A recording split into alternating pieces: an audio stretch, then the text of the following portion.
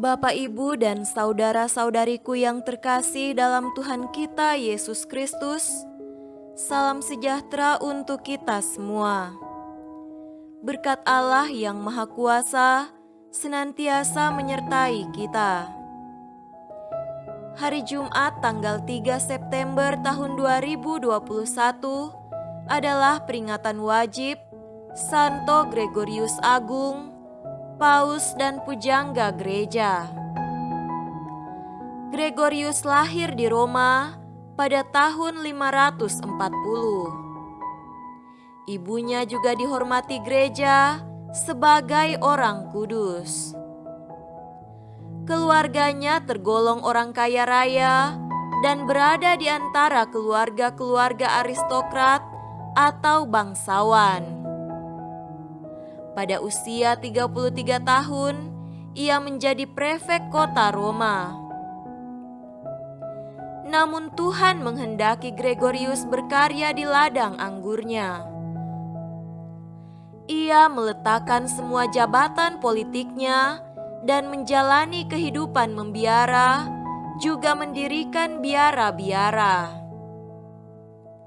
Tahun 586, ia dipilih menjadi abbas di biara Santo Andreas di Roma. Di sana ia berjuang membebaskan para budak belian. Tahun 590, Gregorius diangkat menjadi paus. Ia membebaskan kaum miskin dan lemah, terutama para budak. Gregorius adalah paus pertama yang secara resmi mengumumkan dirinya sebagai kepala gereja Katolik sedunia dan memimpin gereja selama 14 tahun. Ia dikenal sebagai paus yang masyhur negarawan dan administrator ulung pada awal abad pertengahan. Karena tulisannya yang berbobot, ia digelari sebagai pujangga gereja Latin.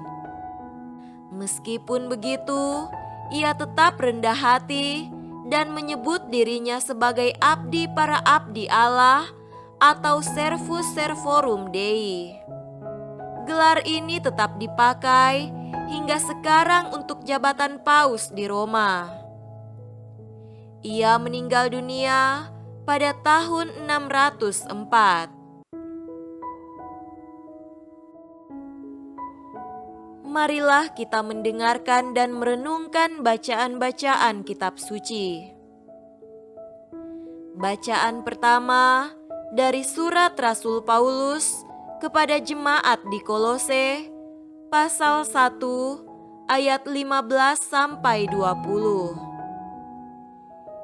Ia adalah gambar Allah yang tidak kelihatan, yang sulung, lebih utama dari segala yang diciptakan, karena di dalam Dialah telah diciptakan segala sesuatu yang ada di sorga dan yang ada di bumi, yang kelihatan dan yang tidak kelihatan, baik singgasana maupun kerajaan, baik pemerintah maupun penguasa. Segala sesuatu diciptakan oleh Dia dan untuk Dia.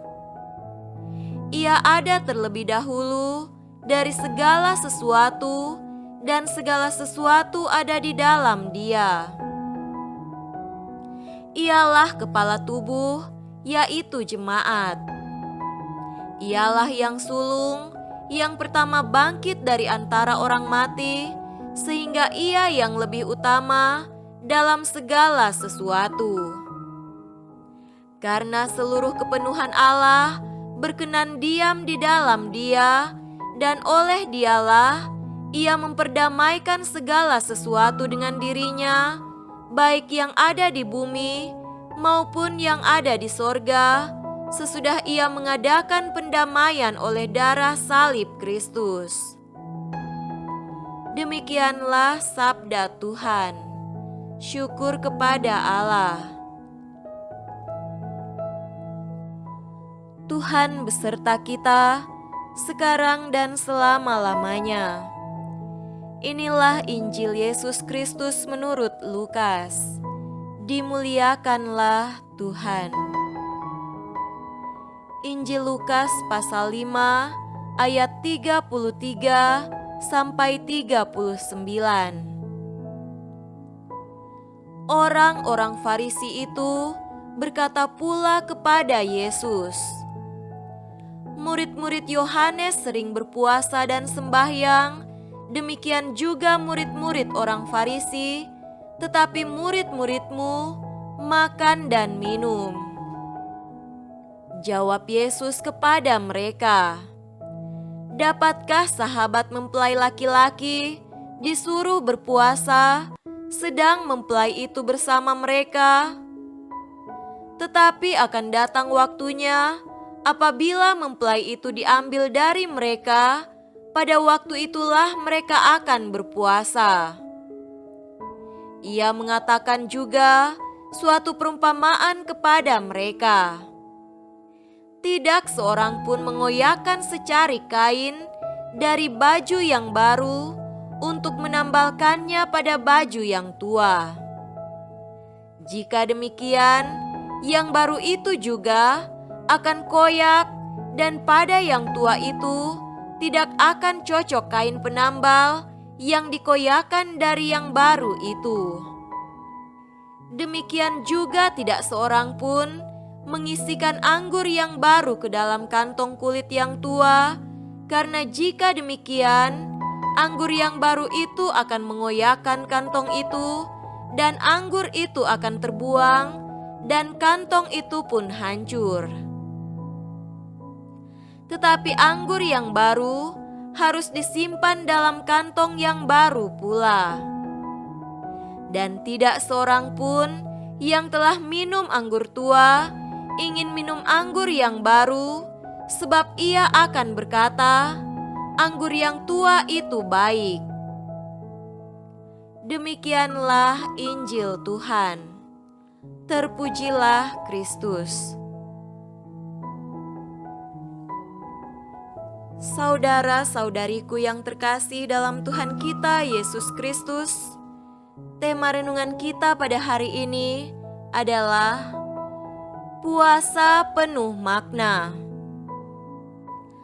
Ada banyak definisi mengenai puasa. Bagi orang Kristiani, puasa membawa makna yang sangat dalam, terlebih dalam konteks membangun pribadi yang rohania. Puasa pantas disebut doa dengan tubuh, karena dengan berpuasa, orang menata hidup dan tingkah laku rohaninya. Dengan berpuasa, orang menemukan diri yang sebenarnya untuk membangun pribadi yang selaras. Puasa membebaskan diri dari ketergantungan jasmani dan ketidakseimbangan emosi. Puasa membantu orang untuk mengarahkan diri kepada sesama dan juga kepada Tuhan. Dengan berpuasa, orang mengungkapkan rasa lapar akan Tuhan serta kehendak-Nya. Ia mengorbankan kesenangan dan keuntungan sesaat dengan penuh syukur atas kelimpahan karunia Tuhan. Orang mengurangi keserakahan dan mewujudkan penyesalan atas dosa-dosanya pada masa lampau. Orang yang berpuasa akan memusatkan pikirannya pada hal-hal yang baik dan benar. Saudara-saudariku terkasih, bacaan Injil pada hari ini berbicara tentang puasa. Orang-orang Farisi itu berkata pula kepada Yesus, "Murid-murid Yohanes sering berpuasa dan sembahyang, demikian juga murid-murid orang Farisi, tetapi murid-muridmu makan dan minum." Jawab Yesus kepada mereka, "Dapatkah sahabat mempelai laki-laki disuruh berpuasa, sedang mempelai itu bersama mereka? Tetapi akan datang waktunya Apabila mempelai itu diambil dari mereka, pada waktu itulah mereka akan berpuasa. Orang-orang Farisi mengira bahwa murid-murid Yesus tidak berpuasa, padahal murid-murid Yohanes berpuasa.